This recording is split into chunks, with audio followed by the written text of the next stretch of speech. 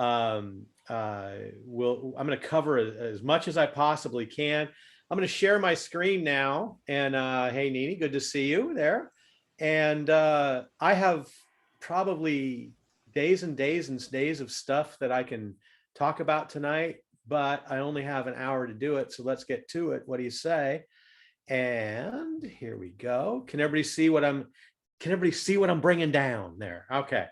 And that is my company called Leadership Through Laughter. And tonight we're talking about funny is the honey that makes your message and your leadership stick. I have a ton of stuff for you for showing up tonight if you want. And this is the key to get it, because I won't talk about all the things. I have like 70 slides we're going to talk about. Hopefully I can work you off in breakout rooms and teach you the power of humor and how to get it and where to go with it. But if you go here at kiwilive.com, and if somebody could test that out for me, that would be fantastic. kiwilive.com, and put in the keyword Zoom, and what it'll do, it'll take you to my page on Kiwi Live, where all this stuff that I have 52 humor tips, which is the background for my book that's coming out hopefully by the end of the year, called Leadership Through Laughter. I've got the slide deck for this thing we're talking about tonight. I have a link to talk to me one-on-one in my calendar. And I also have a link for my Toastmaster.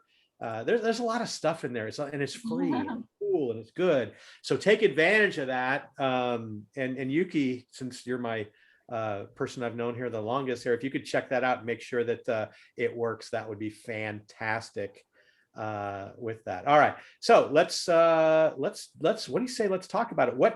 Oops, we don't want this stuff in here. I don't need that. So why use humor? What is the importance of humor? Why is it so important to be good with it? Well, there's a lot of reasons. When something's funny, you pay attention to it. And when something's funny, you remember it. And when something's funny, you trust the person who's funny. So there's so much stuff that is really, really cool about being funny. And we're going to talk about a lot of different things. For example, get my little clickety clicker here. There are studies from little tiny schools like Stanford, Harvard, the London Business School, that show how effective humor is in learning. Here's some real numbers. If you speak for an hour, like I'm going to talk to you for an hour or so, you're going to remember 3% of what I say. If I use visual aids, like if I had something that had the Star Wars stormtroopers doing the YMCA, so it was a shiny object, you would remember a little bit more, maybe 5 to 10%. If I tell you a story, you remember half of what I tell you. But if the story is funny, it goes up to almost 70%. So the power of humor, the good part about it, before you worry about it, is you don't even have to be funny for it to work. If you are attempting to be funny appropriately, you get as much credit as the person who's actually funny. We'll get to that. But so if you think, oh, I'm not funny, don't worry about it. You don't have to be. We'll teach you about that too. Now, also, at work, if employees are happy, productivity goes up 31%. Salespeople sell 37% more. 84% of the people at work believe the funnier person is doing a better job than the person who's not funny, even if they really aren't. So that's what I mean is if you appear to be funny, you're going to move ahead in corporate America. So don't forget that. 91% of CEOs are looking for two things: a good work ethic and a sense of humor. And besides, humor in your life is just fun, isn't it? Does anybody get bummed out by humor? Raise your hand if you're really bummed out by laughing and having a good time. Yeah, Deanna, come on now. You're like a ball of energy waiting to laugh. That's the exciting thing. It is YMCA amazing is what humor does. Now, the other thing that humor does from an educational standpoint, after the highest laugh that you create comes the highest bit of learning. So when you are as a Toastmaster, when you make a speech, we all would love to have more humor in our speeches, but when you put the humor in the speech, you should follow it up with your most important point, because after that height of learning becomes the height, or the height of laughing comes the height of learning. So in effect, what humor is, it's a lot like an Etch-a-Sketch. I don't know if any of you had one of these things, but so I may be going out on a limb. I might be older than y'all, but Etch-a-Sketch, you drew these elaborate pictures. Like, look at that. There's like two little dials that created that picture. But if you wanted to get rid of it, you held it over your head and you shook it, and the picture disappeared. So what laughter does, it erases, it's like a palette cleanser. It's like an Etch-a-Sketch. It erases everything that the other person was thinking about after they laugh, and then it focuses back on you to make the point afterward. So that's what's so cool and so important about humor. And it works everywhere. Humor is educationally effective in leadership, in education, in presentations, in sales, in gaining trust, in getting forgiveness from your spouse. Hang, you got it, didn't you? Ish. Sometimes it works, sometimes it doesn't, but it's easier if you're funny than if you're not. But here's the problem. That guy looks like he has a problem, right? What is funny? How in the world can you figure out what funny is? Is it a gift? Oops. I need that. So is it a gift? Is it something magical like a unicorn? What do you think? What do you think is funny? Put it in the chat box what you think is funny. What makes you laugh?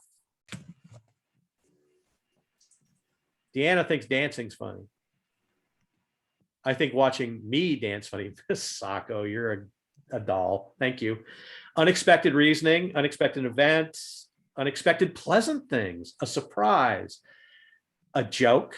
Okay, we're going to actually figure out what a joke is and how it works. Yuki says twists. So there's a lot of surprise. There's a lot of the word unexpected. And that is a big piece of what we're going to be talking tonight. But what humor kind of starting out, we got to figure it out. It is a definable process that very few people understand the subtleties of, and where you go and what you do with it. And here's what I really want you to understand, and where we're going to go on this. And some of you will get it quicker than others, but the clarity with which you define something and the clarity with which you define the structure is proportional to the ease in creating it. So that woman in that picture doesn't look that clear on things. She's like, hey, what? What's going on? Right? And what we want to do is be able to define what humor is and what is funny. And we already, I just put this phrase in there. Does anybody know who that person is? That is Miss Nevada, 1959. Does anybody know who it really is? The name? Or am I dating myself with knowing this knowledge? That is Dawn Wells, who was Mary Ann in Gilligan's Island. So that's showing you how old I am. But that was just a pause for me to refresh and grab a quick sip of my soda here. So what is it you find? She lived in Idaho. That is excellent knowledge, Paul. I did not know that. That goes in the things that nobody ever wants to know, but now I know again is great. So thank you so much for that. What it is that you find entertaining and enjoyable. We're going to talk about that. Here are some things that should go on your list of what helps you create funny. Descriptions. And I like to call it, and you don't have to write this down because there's a slide in this thing that describes this, but nobody likes to eat raw meat. And some of people in here are vegetarians, I know that, but if you eat meat, you like to hear that sound it makes when it cooks, which is what a lot of people call the sizzle on the steak, right? And I call it TSSSS. There's a T on the first. So it starts with a T, and that's taste. And then there's sights, sounds, smells, and sensations. So taste, sight, sound, smells, and sensations. Those are what descriptors are. Those are the 5 descriptors that we use, and hopefully we'll get a time to where we'll let you describe something. Your tonality, the expression that you make, and the emotions that you bring to this. If I ask you, we've all met strangers, right? And sometimes meeting a stranger is magical. Sometimes it's creepy. Well, what's the difference? The number one answer I get to that is the tone, right? Which I don't think is true. For example, if I walked up to y'all and I went, "Hi, what's your name?" That's magical, right? No, it's creepy, isn't it? So if I change my tone, that is going to make it a lot easier for you to accept me. So if I go, "Hi, what's your name?" That's less creepy, right? No, it's more creepy. So it's not the tone. And what happened when some of you, when I said that, "Hi," some of you actually on the Zoom little screen went, "Whoa," went back like this, and you looked down, you move your chin down, you looked up at me. Well, that's the international sign of creepiness. Why is that the sign of creepiness?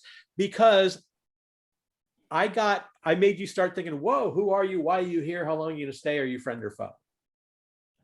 And when you do that, you drop your chin to protect your throat. Why do you protect your throat? Most vulnerable area of your body. What happens when you laugh? You throw your head back. It's instant acceptance and instant trust. So the tonality is a part of it, but the laughter is more important. And tonality is part of what gets you laughter. Your expressions, your emotions. I've seen a lot of good speakers during COVID not be able to energize a group of people sitting on the other side of this little camera from them. And they're great speakers live, but they don't know how to make it happen. Well, we have to do that. We have to use our expressions and emotions. Surprise is a huge part of where comedy comes from. And a lot of it in your speeches is going to come from dialogue. So this is kind of a what is funny list as you go through and look at your speech or look at your presentation or at work and you're trying to figure out how to talk to your boss. These are things that are going to help you. All right. Mr. Kagan, does your tonality and expression create also the opposite effect? Oh, the unfunny effect with it? Oh, absolutely. I'll give you an example. Sure. When Kamala Harris giggles, it does not make people laugh, but it irritates people. When John Dean shouted, "Ah!"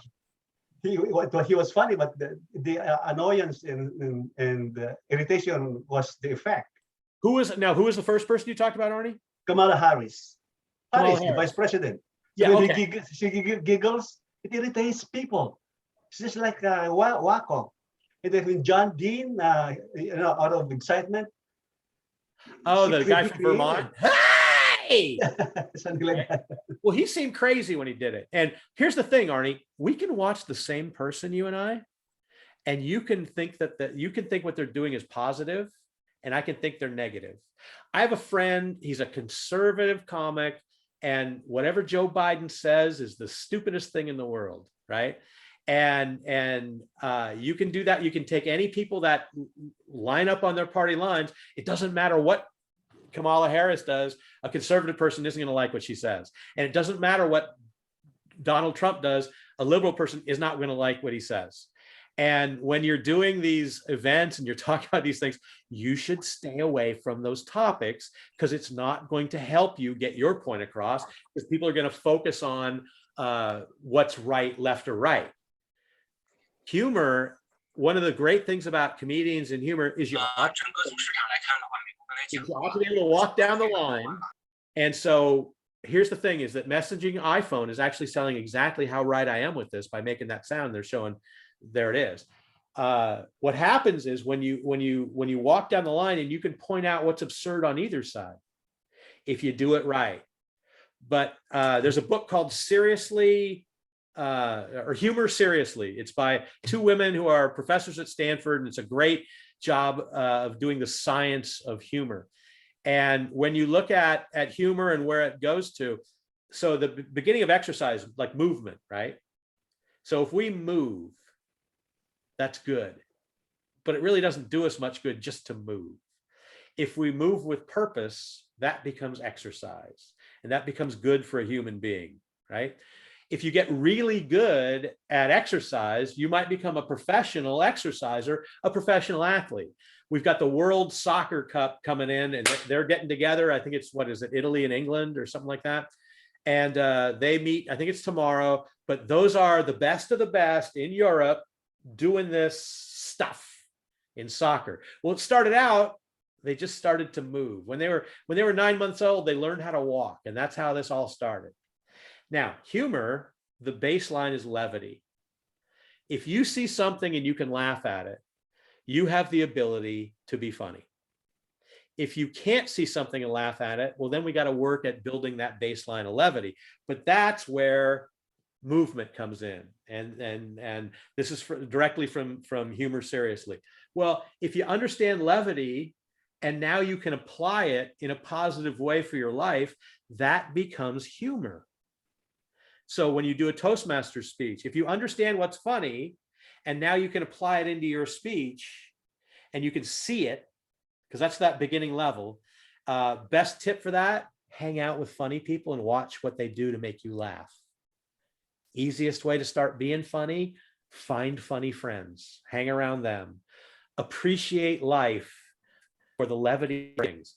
But once you get to that point where you can take that levity you see, and now you can apply it to your speeches and your relationships and the people you talk to, now you have humor. You don't have to get to the next level of being a comedian. Very few of us will, right? I happen to have lived a life where I got to spend 15 years being paid to be a professional comedian. Now I get paid to be funny, talking to businesses and talking to people like you. But to have the joy of what humor is and what it does, and to be able to make your career soar because you'll be able to take these things that people are saying and go, oh my God, this is so silly what they're saying. And I can point out something and everybody in the room's going to laugh, and they're going to think that I'm smarter than I am because I can make people laugh. That's what humor is. For me, it started out as a defense mechanism, right? I found out I could meet people if I got people to laugh. I stood next to the most beautiful women in high school, not knowing what to say. But one time I just said, did you hear what Nick did in Pine Valley on All My Children? And they just said, oh my God, you watched that? And they filled me in on everything. And I just stood there. And my friends were looking at me like, this guy's doing so great. I wonder what he said to those people. I just did something that made them laugh and we had a commonality with one another. So that's part of humor is painting a picture, finding a commonality, and then crushing it along the way. We'll get to that. But that's getting people to lean in, the lean in factor, confidence, charisma, creative communication. That's all part of this. That's all part of this. And so the beauty of it is, Arnie, whatever you say is going to be hated by somebody. It's also going to be loved by others. Oh, wow. Thank you, sir, for saying that.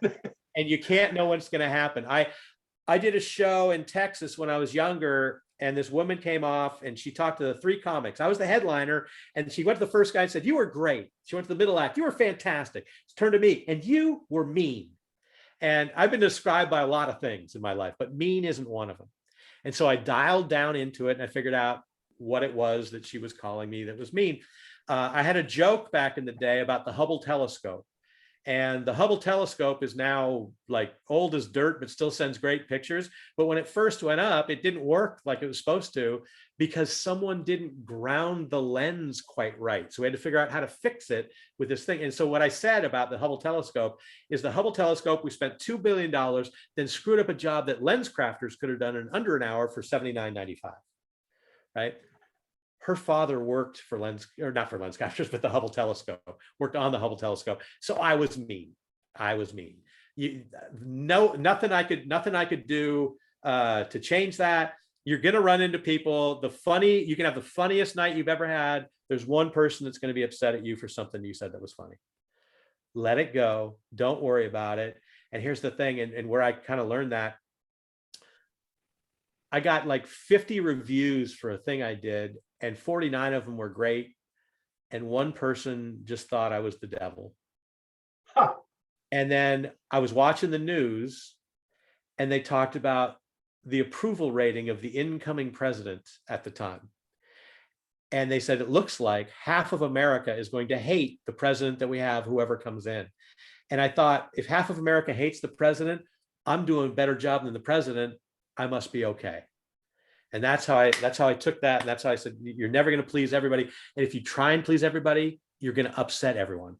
So it's better to, the thing about humor, it has a viewpoint. It has a stance. Something is good and something is wrong. And however you take that, you have to take responsibility for that stance, but it makes you funnier by taking the stance than by trying to lay in the middle where nobody's ever going to laugh at you. Make sense? Okay. Thank you. So, oh, by the way, if you're really process oriented, step 1, step 2, ABC, 1, 2, 3, is anybody like that? Raise your hand if you are.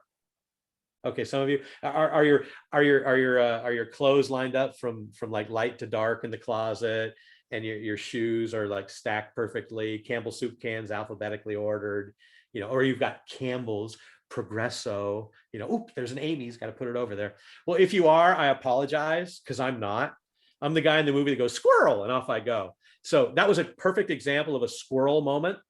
And I'm very coachable though. If you kind of shout out and say, Ray, squirrel, I'll come right back to where we were. So let's go back to where we were. I'm going to share my screen again. Great question though, Arnie. Great question. Thank you, sir. Thank you. All righty. Share. Okay, so those are some things that are what is funny. Now, here's the thing. Comedy preys on predictability. When I speak, I know what you're thinking before you do, if I do it right. Because I use words to paint a picture that I know you're going to see. So here's a huge, big thing about leadership through laughter. It's a big thing about humor. People's consistent focus is on the logic of the intended idea, where funny people focus on the logic of the words. Oh, wow. Now, what's an example of this? The Geico commercials.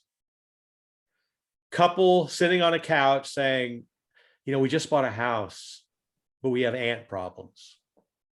And they pull back and there's a bunch of middle-aged women walking around their house and go, Jimmy, you're slouching. You're slouching, Jimmy. And they go through the fridge and they go, look at this. It's expired.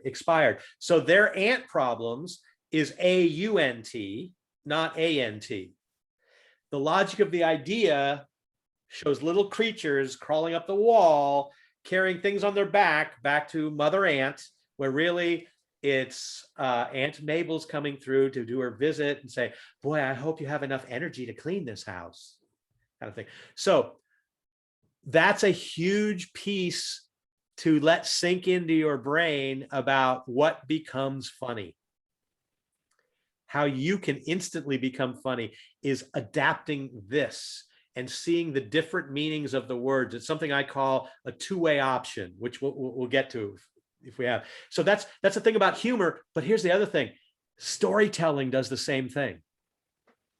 You take the logic of the idea and you're walking down the path this way, and then you turn it the other way. And here's this beautiful white dog has got everybody saying, like, going, and when he turned around, his tail was still there. Right? They chase their tails a lot.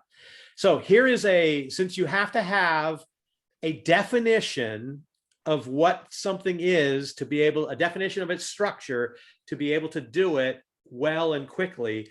Here is the Humor Research Lab in Denver, Colorado. This is their definition of humor. It is a benign violation of a norm that surprises you. And you don't have to write this down because you can just go to kiwilive.com, password Zoom. This deck is in here. That slide is in there as well. So it's a benign violation of a norm that surprises you. Now, I will give you an example of this. So let's say that Arnie and I are walking down the road side by side. We're buddies. Arnie and I have known each other for years. And all of a sudden we're walking down the road and my foot hits that banana peel and it slips out from under me, and I go up. Let's say it's a cartoon, like, right? I flip up, go perfectly horizontal in the air, pause, and then bam, I fall down on the ground. What's Arnie's first reaction? He's going to laugh at me. Look at that idiot. He tripped on a banana peel. That only happens in cartoons. That doesn't happen in real life, right? But so he's laughing at my misfortune. But then when I stand up, my arm isn't like it used to be. It's broken. What happens? He stops laughing because it's no longer benign. It created pain. Humor should not create pain. Stand-up comedy and humor are two different things. Humor should not create pain. It should lift you up, not bring you down. But humor does run downhill. It goes from good to bad and bad to worse. But here, my hand is broken. My arm is broken. So it's not funny anymore. But wait, over time, it heals. What happens now? Well, once it's healed, it's funny again. And Arnie can say, remember that time we were walking down the road and you slipped on that banana peel? Man, you looked like a cartoon. Your eyes bugged out. You know, I punched you in the side and you went up in the air and came back down as a, you know, I saw a cartoon where somebody punched a crocodile and it went up in the air and it came back down as 4 pieces of luggage. You know, that's kind of what cartoons do. And that's kind of the answer to the next question that I get all the time is, how far is too far? Well, we all have scars, right? I have a scar on my head right here, which you can't see because it's kind of healed now, but I traveled a lot and I had one of those little like multi-bladed razors. And when they threw my luggage around the bottom of the plane, it bounced up against something and it caused a couple of the blades to bow outward. And so one time when I got in this new town, I went to go shave my head, and it was like having a potato peeler.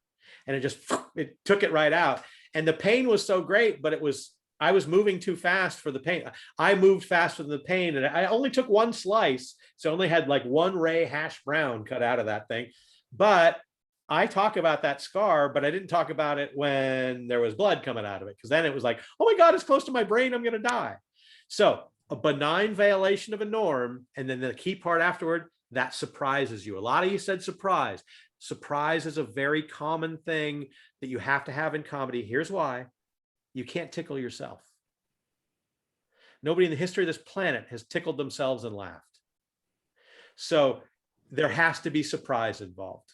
And here are what I call 4 fast humor tools. If the little clicker starts working here, there we go. Surprise is probably number 1. Giving things through dialogue instead of narration is number 2. So when you write a speech, think about, what would this sound like if 2 friends were talking about it versus how can I describe it? Now, you still want to describe things really well because the descriptions are sexy and fun. And we want that to work. And then the physicality and tonality. And I mentioned this earlier, the 5 descriptors: sight, sound, smell, sensations, and taste. Put taste on top and it's tss, and that's what sizzle sounds like. So let's, I don't really want to go in breakout rooms and do this because I don't think we'd have enough time to go back and forth with this. But here's what I want to do. I'm going to stop sharing for a second. So look at these 7, or look at the 6 things that I put here, like a car, a pet, a first look at a blind date, what someone is wearing, a house that stands out on the block, or a themed restaurant. I want to be able to describe that and make it interesting and make it visual so I can see it in my head. Does anybody have, like, taking a car, for instance? Everybody's owned has anybody never owned a car in here, or never ridden in a car, never seen a car? So we're all on the same page, right? I went carte blanche one time with my spending money. Boy, that was a stretch, but who cares? I tried it anyway. Not the greatest thing in the world, but I still got credit because it was appropriate and I tried it. There we go. When you think about a car, Who here's ever named a car? Raise your hand if you've named a car. Come on. All right, Caroline, unmute yourself real quick and what was the name of your car? I'll find the unmute button. It's my current vehicle. And I don't remember exactly who named it, but it's called the T-Ruck. It's a Land Rover LR3. The T-Rug?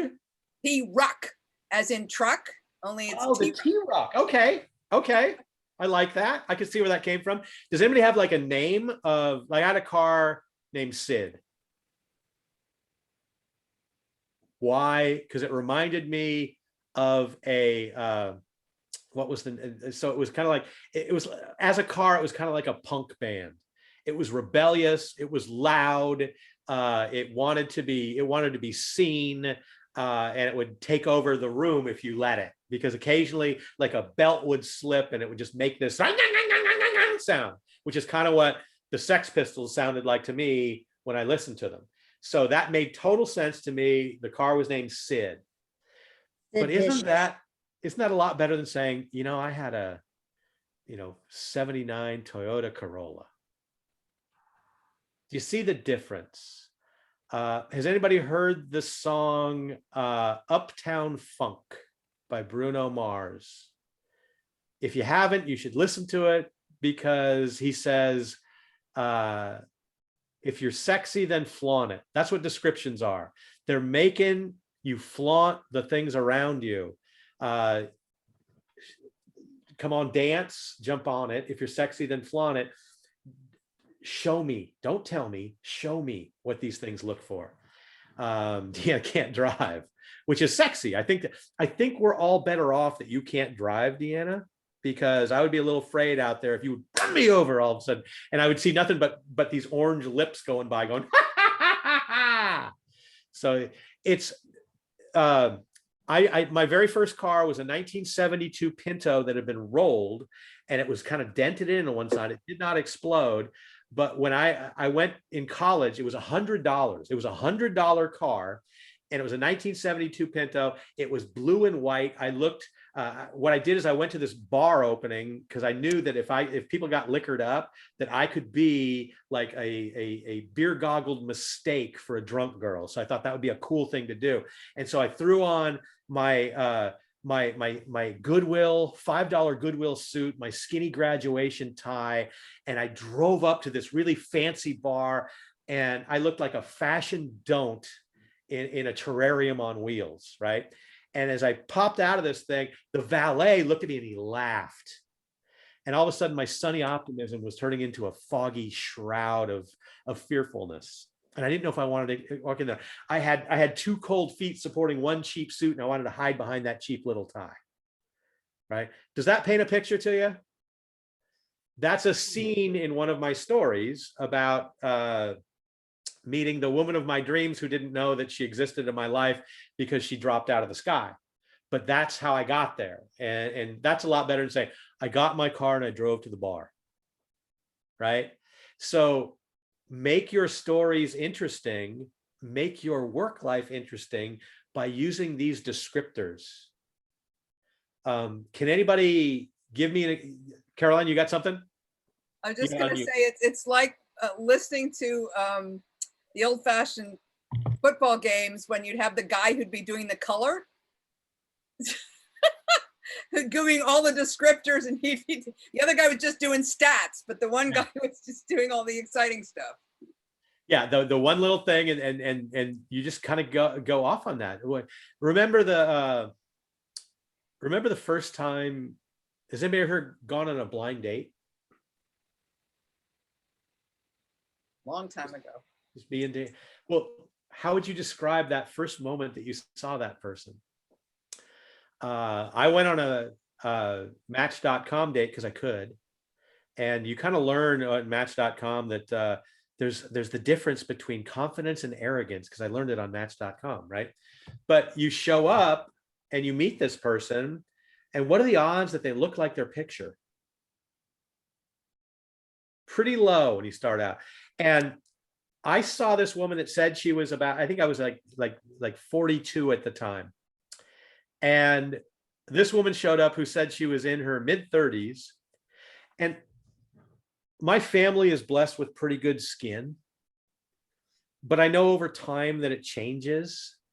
And I don't think anybody in their mid 30s should have skin that makes a sound when it moves, kind of like a wallet, right? Did I just paint a picture for you? Can you see what that looks like? Here's the good thing. All of you have a different vision. Some of you are looking at me like, what a jerk that guy is. That's okay too, right? But some of you are going, oh my God, I picture this woman. I've seen her on TV. It's like if Joan Collins lost it and forgot to use moisturizer, you know, kind of whatever it is. These are things that you use to create a picture that make your stories, make your life, make your business, make the people you work with more interesting. Okay. Anybody got something they want to describe? Take a shot at this to see what it works. Deanna, you want to try?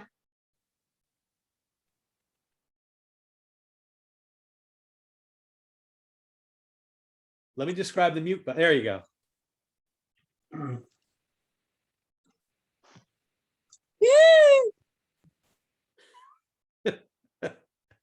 There it is. You're welcome. That was it. We're live. Oh, it's in the chat. Live, that's what you wanted to do, Deanna. You got here live. We're good. Can you give me a high five? Boom, there we did it. Okay. Who else wants to? You're welcome. Anybody else want to take a shot? I'll go for it. All right. These are the day. This first date actually occurred before Match.com, before we got Tinder, before anything else. Matchmaking in the Chinese family, always the scariest. And every woman, right, they've already guessed, they already know. Okay. My mother, at a certain period of time, felt that I was no longer a spring chicken and I needed to meet a friend. You know, he said, Chinese is 做好請個朋友，想介紹個朋友. So they wanted to introduce me to a friend. So now I should have said no, but I'm the type of person where I'm going, well, I gotta at least have one experience. So I did. So there it is. There's my mother. There's me. There's the guy, and I'll go into what he looks like.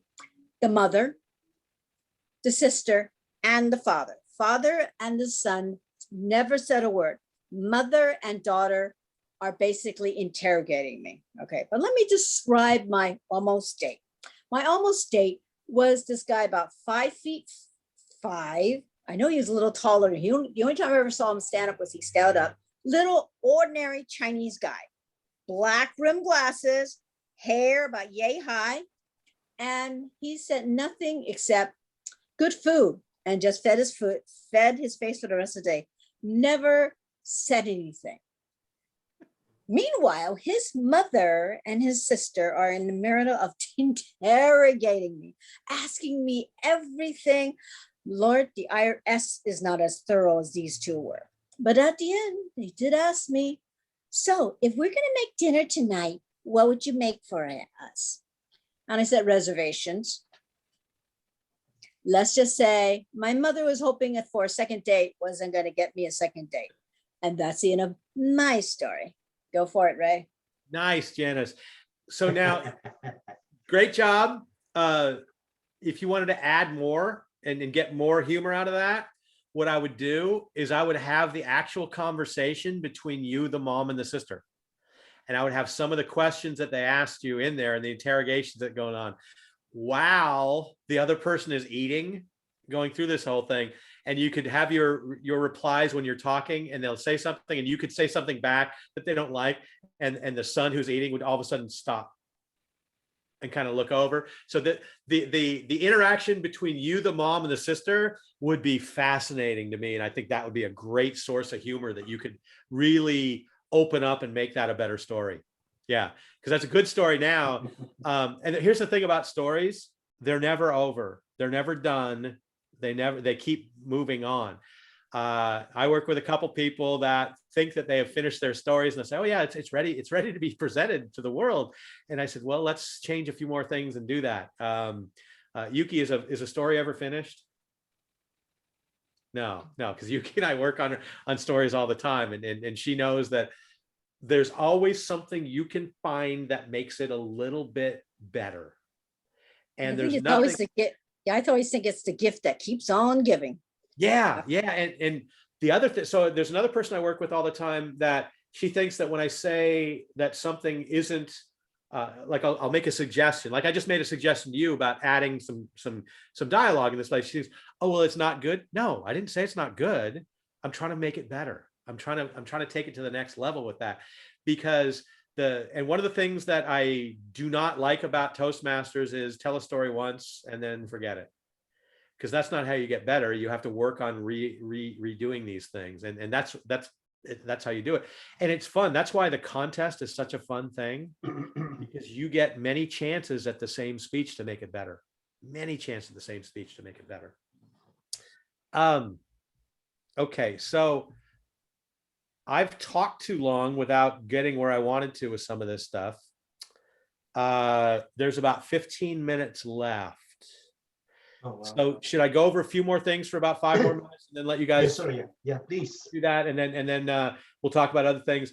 In the Kiwi Live password Zoom, all the stuff I'm talking about, the things that we'll miss will be on there. I've also got there's a class I teach every other month now. I'm gonna do it every other month, called the humor algorithm, which is the process of creating humor, which Yuki's been through it. And anytime I appear at a club, there is a link to take it, and it's always half price for the club I go to, because I charge $400 for this class, 4-week class. And in that Kiwi Live thing is a way to sign up for it for $197 instead of $400. So if you're thinking about doing something like that, it is a fun class. Ask Yuki. She's starting to figure it out and get there with it. So it's kind of cool to see how funny she's getting. So it's a good thing. All right, portion of the screen share.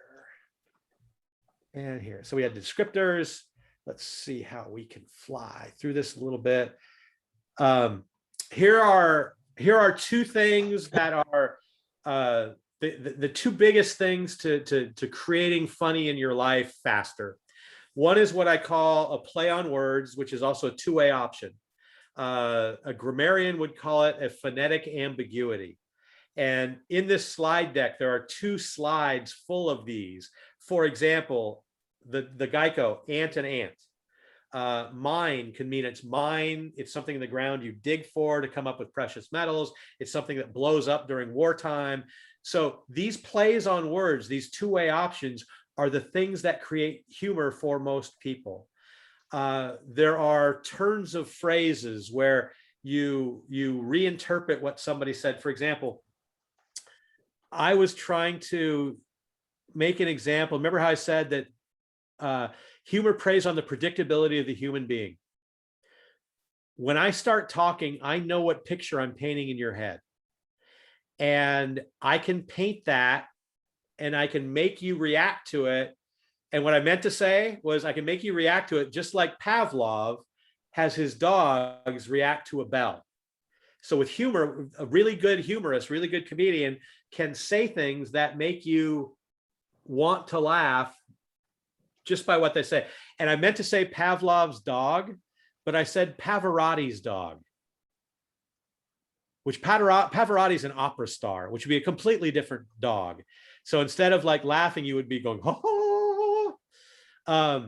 The simple truth, that's an example of, call me a cab. Okay, you're a cab. That's a simple form of humor that's out there. Reforming is, I like to use my name in things when I speak. If I'm trying to get things across, I'm saying, oh, it's remarkable. It radiates, it resonates. So I put my own name in a phrase. So reforming words, you take the I out of iPhone, you put the I in iPhone. You're so selfish. You're probably the person that put the I in iPhone. These are our quick little humorous tips right here. Here's another thing that are ripe for it. You use common cliches to create uncommon answers. One of the things that I would kind of point toward you doing is writing down phrases that you hear every day. For example, in Starbucks, can I get something started for you?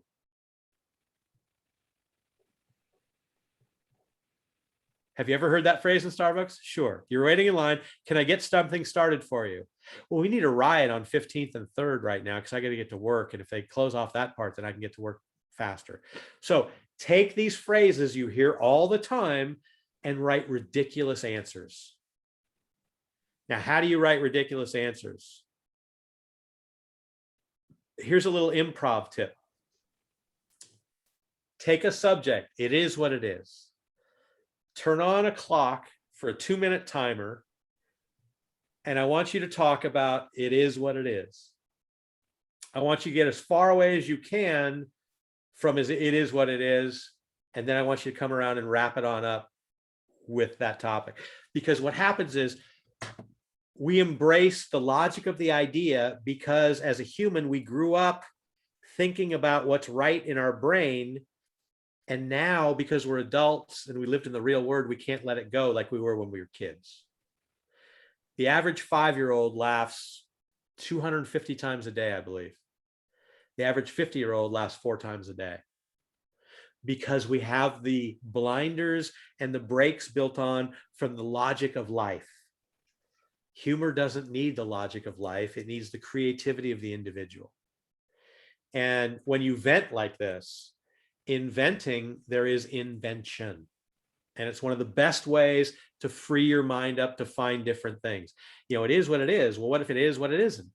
Who knows what is if it isn't? It isn't what it is. What if it was a garbage can lid? Well, garbage can lid would have a raccoon popping it off in my neighborhood, and they'd be going through the garbage because they like to find these ripe melons and unripe melons, and the stuff stinks, and they bring it into my house, and I have raccoons on the backyard, and they look, and they got these little bandits on. I think I'm getting robbed. I'm getting robbed by raccoons. You know, and all of a sudden the raccoon people show up. Rocky Raccoon was born with a spoon in his mouth. The Beatles invented Rocky Raccoon. He's old now. He can't do anything. So he's out there. He's got a cane. He's walking around. Have you ever seen a raccoon with a cane walking by your garbage? Too old to pick it up. It knocked over the can because it could, but it's too old to pick it up. So I've got this old raccoon waiting to die out there, but garbage is everywhere. And now all of a sudden my neighbors are waking up. They're complaining that my garbage is all over the place, but you know, it is what it is. Right? So you take this full circle, and I just did that, made it up, went with it. Here's the other thing in table topics. I'd stop doing table topics and I would start venting to create something funny out of what you're doing and use that. That's a ninja tip number 1. Well, I've given you more than one ninja tip, but that's a good one to use right there. In inventing, there's invention. Physicality and emotion, show us, don't tell us. These are why I picked this picture. Gee, I wonder why I picked this picture. Use your physicality. These are some exercises you could do. You could do table topics with something like this. Create humor through inflections and tones without using words. That's a good thing to open the mind of a club. I mentioned dialogue, show, don't tell. Let other people in your story get the laughs. What would the scene sound like in a conversation? And that's the question. So Janice, that's the question I would ask you in that situation. What would this scene with mother, daughter, and you sound like in a conversation versus a narration? And that's how I would look at this. You don't have to come up with the answer right now, but that's how I would do that. You know, what did they say? I would love it if the mom, like, the sister spoke, but the mom just made like sounds, you know, like, oh, well, you know, if you were to meet my brother, you know, how would you impress him? And then you would say something and the mom just goes, huh. You know, that might be her only thing. Huh. And then you could call back at the end and say, and that's what I learned that day. And I know what you're thinking, audience. Huh. You know, so you use these things for callbacks, which is a subject we won't get. So surprise, a big part. The flip, whatever's going on, you flip it. You use the opposite. Exaggeration is huge.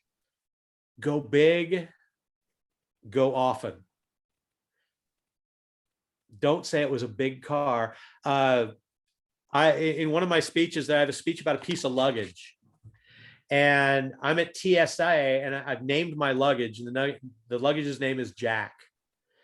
And what I do with the whole audience is I want you to meet my luggage. His name is Jack. Everybody say, hi, Jack. And everybody goes, hi, Jack. And they say, you can't say that at the airport anymore.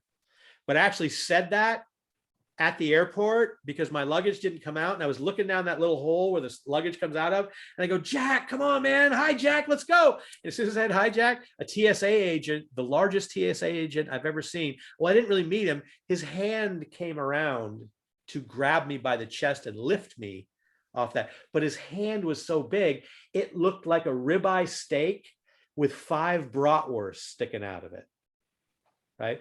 So that's a little bigger than he had a big hand. Exaggeration is your friend. It's your friend. Humor mindset. Here's where I'm talking about the things. What can I get started with you? Can I serve the next guest over here? Cliches. Well, when God closes a door, he opens a window. My mom used to say that. When God closes a door, he opens a window. And my reply was, well, in our neighborhood, that means God gets robbed a lot, right? Because there's an open window right there. So these are the type of things. Now, there are, I didn't really get into the humor algorithm, but let me kind of give it to you in 2 seconds. When you talk, you paint a picture. Every sentence that you create out of your mouth paints a picture in the audience. And you need to know what that picture is. Because painting the picture, y'all said surprise when you talk about what's a key thing of humor, and that's true. Where that comes from, I paint a picture creating this image in your mind. If I say, I've been seeing someone, right? What picture where do you go with in your mind when I say that? I've been seeing someone.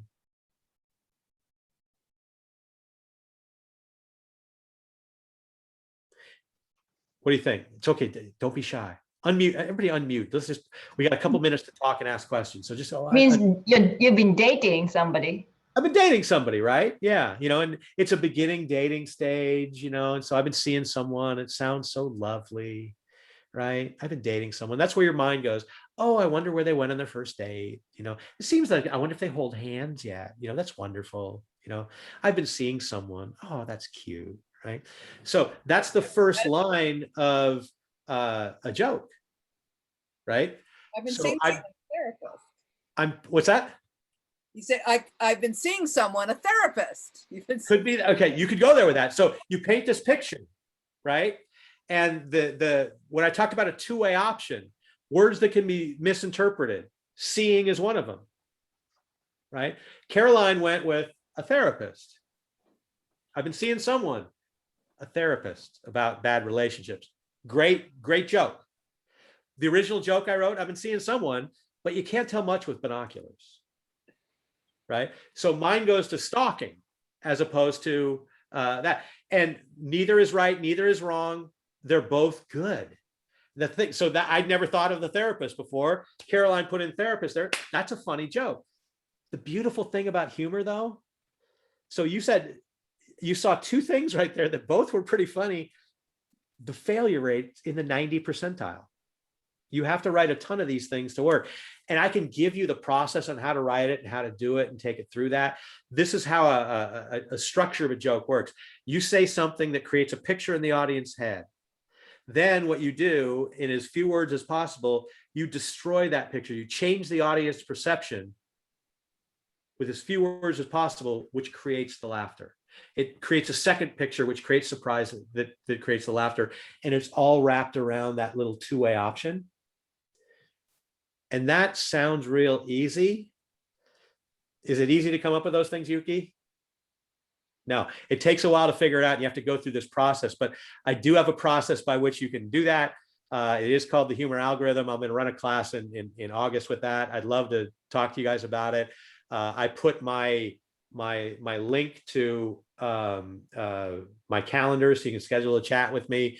If you don't believe me that it works, you can talk to Yuki, because she's been through it a couple times and knows it. Deanna, you were asking for my email. It's right below my chin, right there. It's ray@humorspeaks.com. We got a couple of minutes. I talked too long, which I always do, but I'd be happy to answer any questions and help you out with anything I can. Let me. Caroline, you look unmuted, so. Oh, no. I'm sorry, I'm a guest here this evening. Ray, I've heard you speak a few months ago at the CAM meeting, and I just enjoy this so much because I enjoy, I mean, I'm a business person. I'm also a fine artist, and my late husband told jokes extremely well, and he remembered every joke he'd ever heard from the age of 4, and he could tell them, and I love to laugh.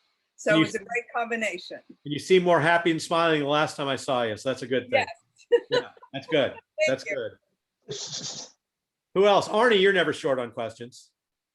Yes, so let me ask you a couple of questions. The words in IBM, they use these funny words, like in meeting room has been named Kajajuju, or who loses a Rizuka for a taco eating contest. Funny words. It's just somewhere else in the world. And my real question is a joke subjective or universal?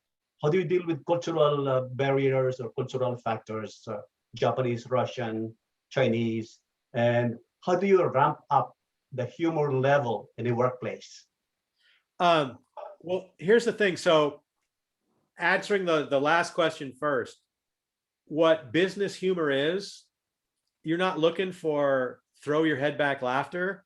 I'm looking to put a smile on everybody's face I come across during business. So when I use humor, I'm not telling jokes. I'm making you smile every single day. Now, how do you handle cultural differences? What you have to do is fail at them miserably to learn what they are, because you don't know. For example, I know that Americans love self-deprecating humor, but in other cultures, you're viewed as being sad by using it. So it's not an accepted thing.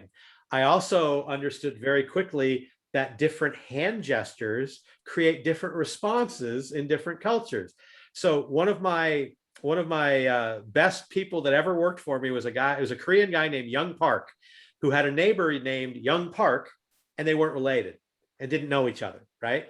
But one of my assistants, my second in command, wanted Young Park to come over and help him out with something. And Young was a very, very proud man. He's the only person who ever told me, yeah, I've killed a man before, and I believed him.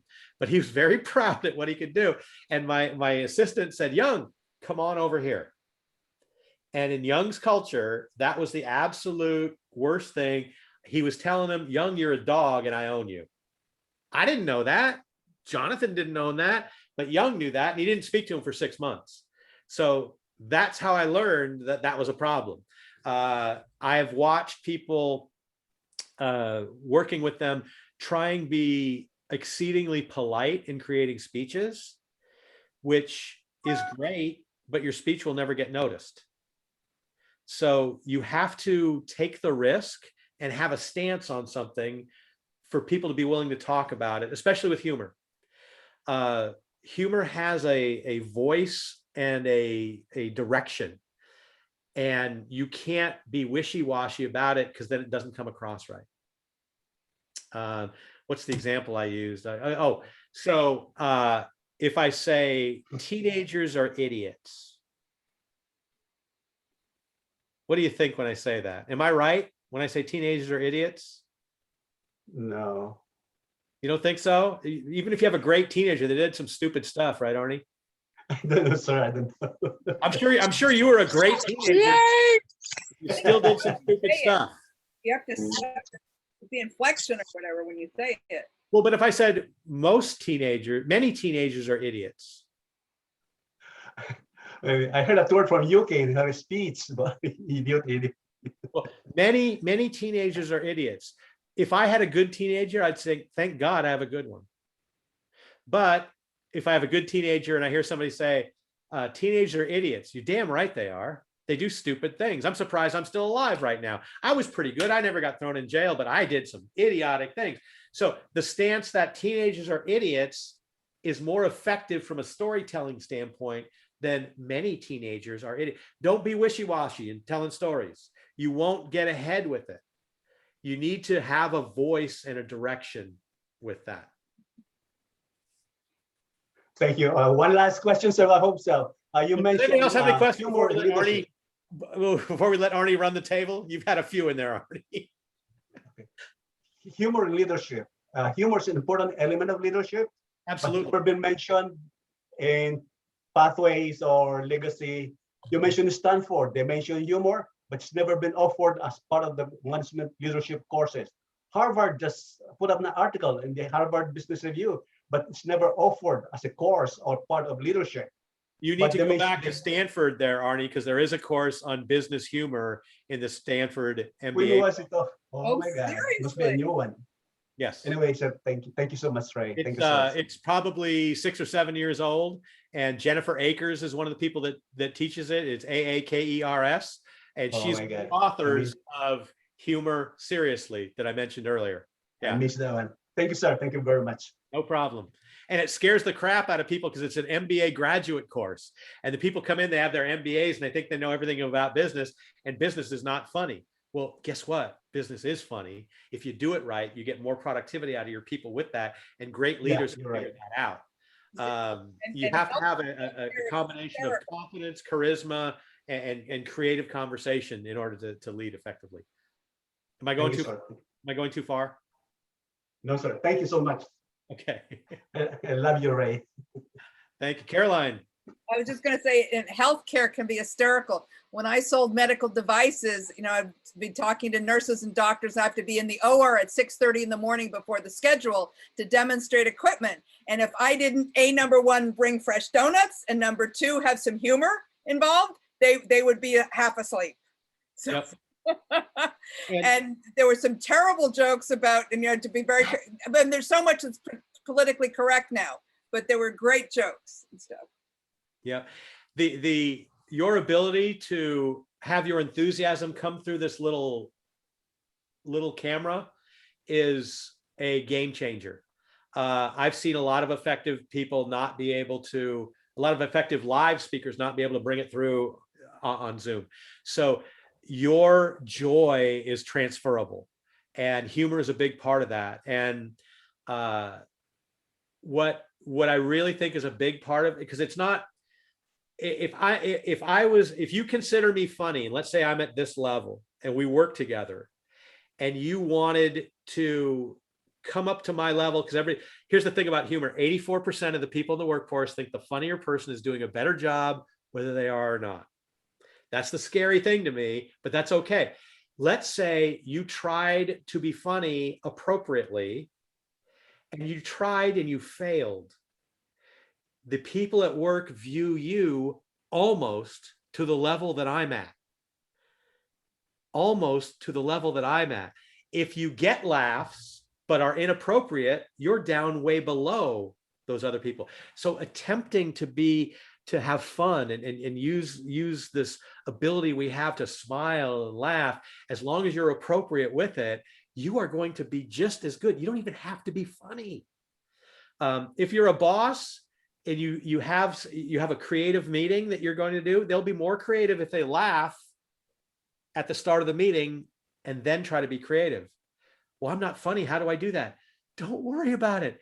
YouTube is your friend.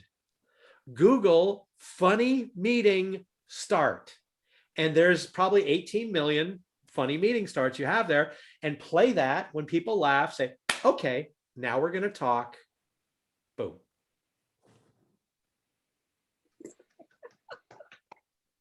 Anything on Google, jeepers. Yeah, it's like Google's your friend. But somehow I wouldn't have thought to ask for that.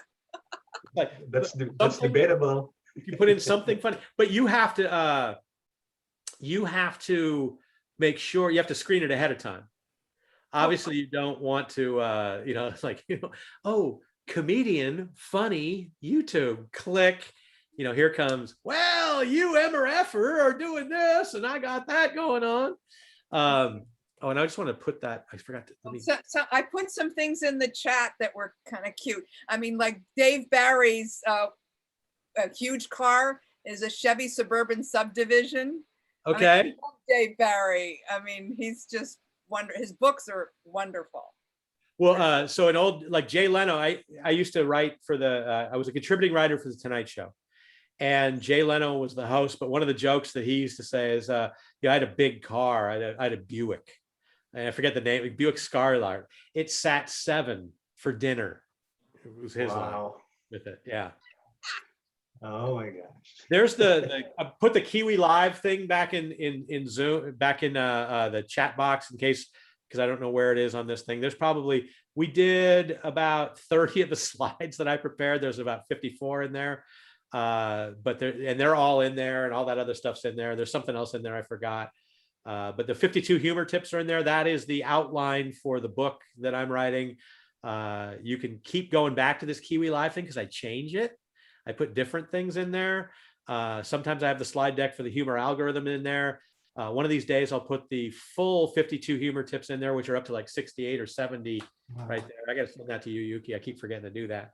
But a lot of them are things that we talked about tonight. So I can't wait. Jenny Lou's here. Good to see you again, Jenny. Other questions? I'm already over time, so whatever you want, I'm here for. How do you do with go with one-liners? One line. So to me, jokes really aren't funny. I like to know how to write them, and I can, and that's part of, you know, what the humor algorithm is. But I don't think that a lot of people. It's too high a failure rate, and you need to have the correct delivery to pull it off. It's good to try and fail with it. Here's one of the things that you're never going to be funny overnight just by writing a bunch of stuff. You have to use it. You have to try it. And where most comedians I know got their funny, this comes from my friend Cody Katula, who does a program too, but and I did the same thing. What I did is I took jokes from other people and other comedians I heard that I liked, and here's what I did.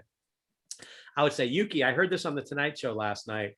Here's a line, here's something from the opening monologue that I thought was great. And I would tell her the first line from Jay Leno.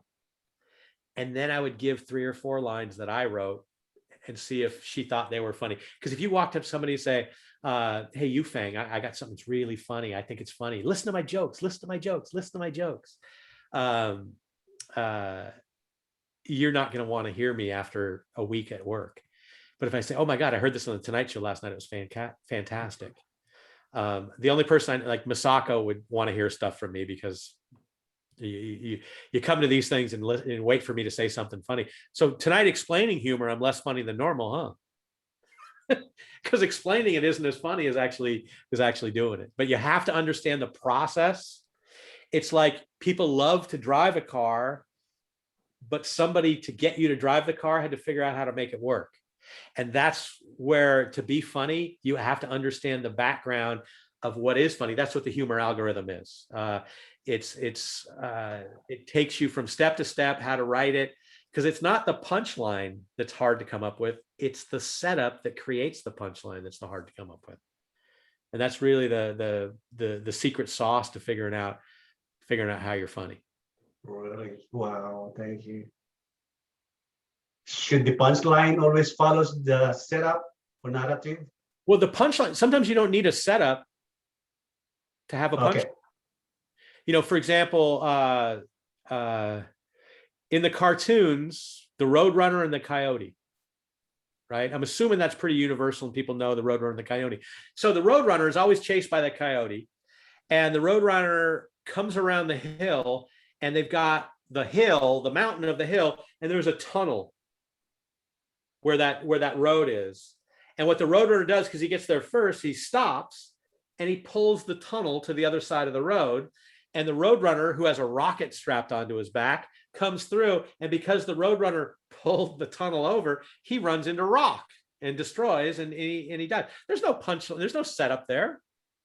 The Roadrunner or Roadrunner standing on the edge of a branch, or the Roadrunner goes off the hill around the corner, and the coyote comes and with an anvil, and he's going to hand it to the Roadrunner, and the Roadrunner takes the anvil standing off the cliff in the air, and then gets the coyote to take one step, hands it back, and then the coyote drops down to the ground. There's no setup there. The setup is gravity. Oh, wow. You're right. You're right. You're right. You know, the old joke is, why did kamikaze pilots wear helmets?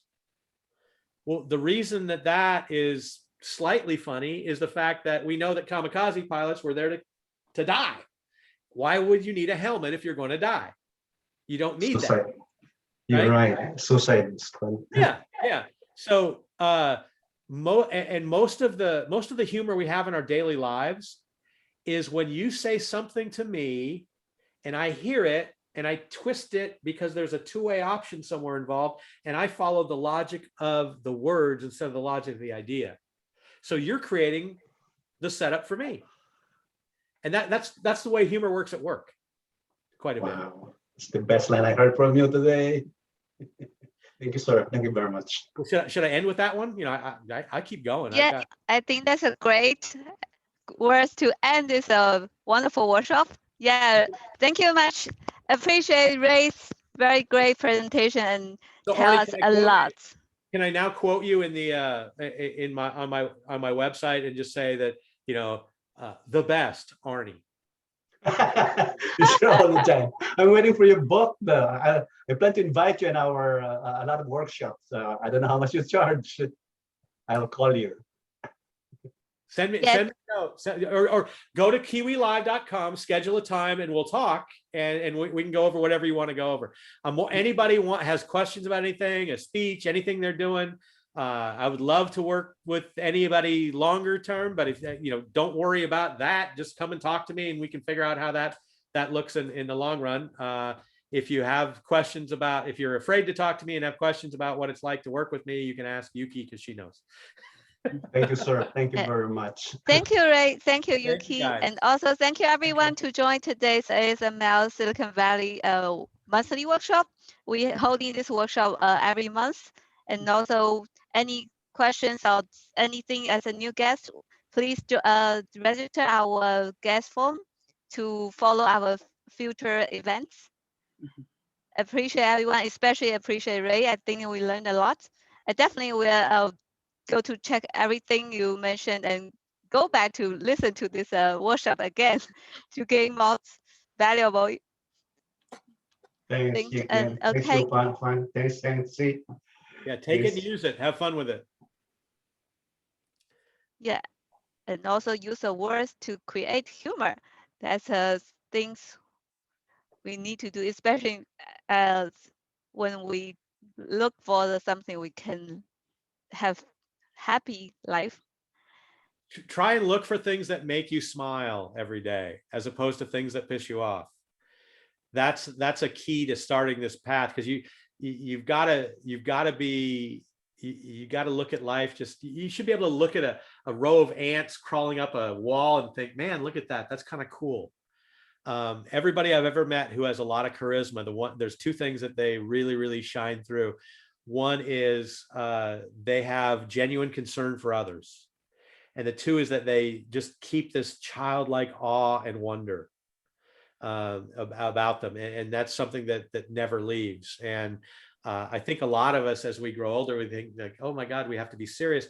No, the people who are most successful in the workplace are people that have fun and bring people in to join the fun, because we've all worked at places for too long, paid too little, because the boss we had made life fun for us.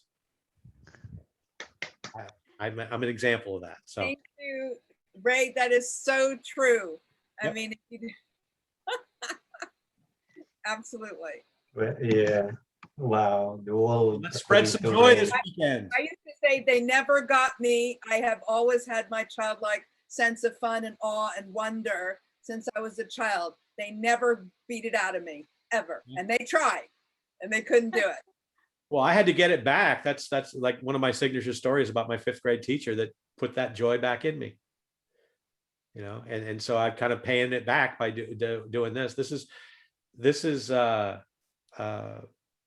it's funny because this is joy. You know, this is just talking, but it's a skill that you have to realize you have this little magical thing in you, whatever it is. Some of you have it, it's speaking, some of it's not, some of it's dealing with other people, but find what it is and just roll with it, because you have no idea how cool that little gift you have is. And everybody else will look at it and go, wow, that's great. You go, really? I just talk. You know, that seems so easy. Just flap your gums and go. Dance, jump on it. If you're sexy, then flown it. Don't believe me, just watch. You are the best, Mr. Kagan. Arnie, that's on the website. That's going in. I'm getting it fixed. In the next, leadershipthroughlaughter.com is my website. It doesn't really have much on it that's good right now, but I'm actually having somebody work on it. But that'll be a quote on there. I promise you, Arnie, I'm going to put that in there. Ray, you are the best. Arnie. Sure. Yes. Thank you, sir. I like that. Let's All right, thank folks. again for the great presentation, and thank everyone to join. I believe we are way over time, but this is a really fun time. It's worthy of the overtime. Thank you, Ray. Thank you. Thank you, Ray. Thank you, everyone, for attending. Hope you have a great night.